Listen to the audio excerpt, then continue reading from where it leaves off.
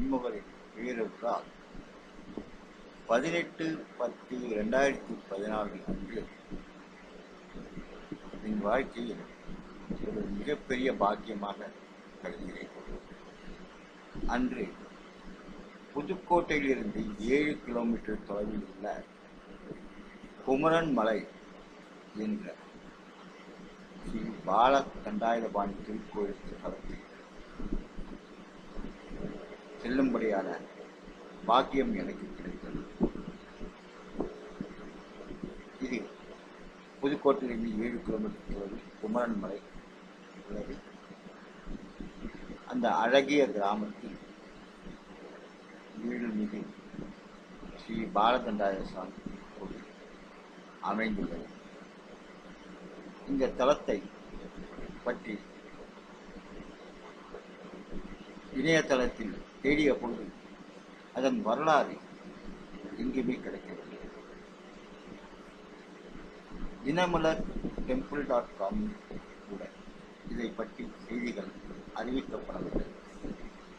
இப்படி இருக்கும் தருணத்தில் நாம் இதை நேரில் சென்று பார்க்கும் பாக்கியம் பெற்றதால் இதை உங்களோடு பகிர்ந்து கொள்ள ஆசைப்படுகிறேன். வணக்கம். ஸ்ரீனிவாசன் விஸ்வநாத். அழகிய கிராமம், அதில் அருள்மிகு பாலதண்டாயுத சாமி திருக்கோயில் புதுக்கோட்டை அருகில் 7 கிலோமீட்டர் தொலைவில். இதை இயற்கை வளத்தை பாருங்கள். அந்த தொகுப்பு உங்களுக்கு அர்ப்பணிக்கிறேன். எல்லாம் வல்ல சண்முகரின் பேரருளால் திரு பாலதண்டாயுத சாமி திருக்கோயில் தலைவராக பேசும் வகையில். வணக்கம். ஸ்ரீனிவாசன் விஸ்வநாத். ஸ்தலங்களில் உள்ளது போல இங்கும் மலையில் முருகன் இருக்கிறார். அதன் படிக்கட்டுகளில் ஏறி முருகனை தரிசிக்க செல்லும் போது ஓர் அதிசயத்தை கண்டேன். அந்த அதிசயமானது படிக்கட்டுகளில் கால் கைகள் பதித்துள்ளது. எல்லா கோயில்களும் பார்த்திருக்கிறோம், வழக்கமாக படிக்கட்டுகள் இருக்கும். அது ஏறி செல்வதற்கு நமக்கு வசதியாக இருக்கும். இங்கு எல்லா படிக்கட்டுகளிலும் சண்முக சக்கர கோலத்துடன் படிக்கட்டுகள் அமைந்துள்ளது. இந்த கோலம் எதற்காக வந்தது, டெய்லி யார் பண்ணுகிறார்கள் என்பதை பற்றி விசாரிக்கவும், அந்த கால் கை பதிப்புகள் ஏன் இங்கு வந்தது என்றதை பற்றி உங்களுக்கு தெரிவிக்க ஆசைப்படுகிறேன். மேல்புற படிக்கட்டில் இருந்து இப்பொழுது குமரன்மலை புதுக்கோட்டை அருள்மிகு பாலதண்டாயுதபாணி திருக்கோயில் பார்த்துக் கொண்டிருக்கிறேன்.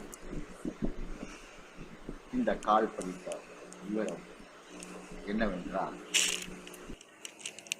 சுமார் 1000 ஆண்டுகளுக்கு முன் ஒரு மாமுனி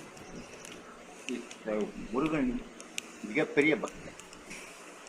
அந்த பக்தர் தினமும் கோயிலுக்கு சென்று, பக்கத்தில் உள்ள முருகர் கோயிலுக்கு சென்று வழிபட்டு வந்தார். குமரன் மலையிலிருந்து அருகில் உள்ள கோயில்களுக்கு சென்று முருகனை தரிசித்து வழிபட்டு வந்தார். அவரின் வயோதிக தன்மையினால் கால் கைகள் இரண்டும் செயல்படவில்லை.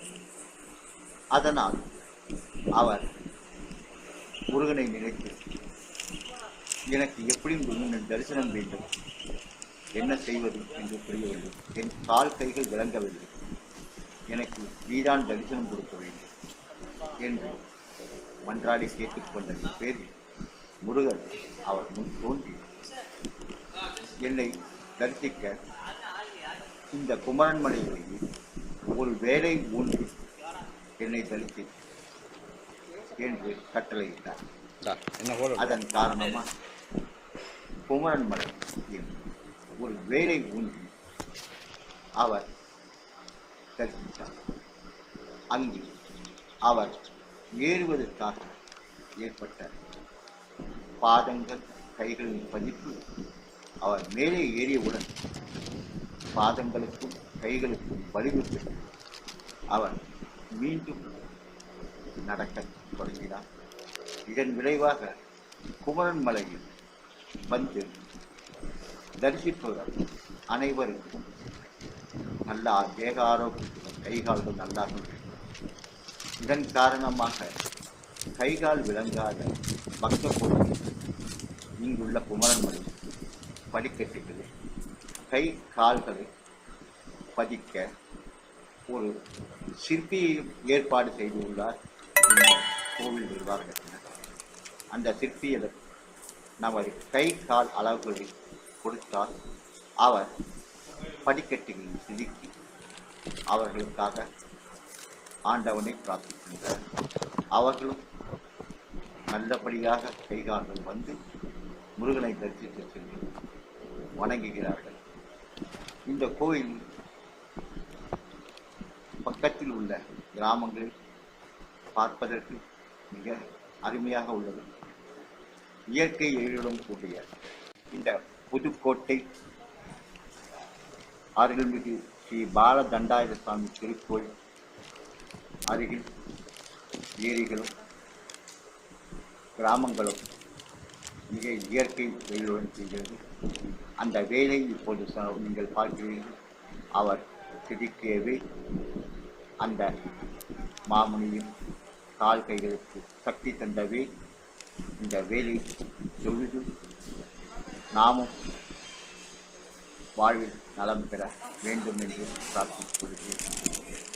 எல்லாம் வல்ல சண்முகரின் பேருவார் இந்த புதுக்கோட்டை அருள்மிகு பால தண்டாயுத சாமி திருக்கோயில் தரிசி பாக்கியம் கிடைத்தது. நன்றி, வணக்கம். ஸ்ரீனிவாசன் விஸ்வநாதன்.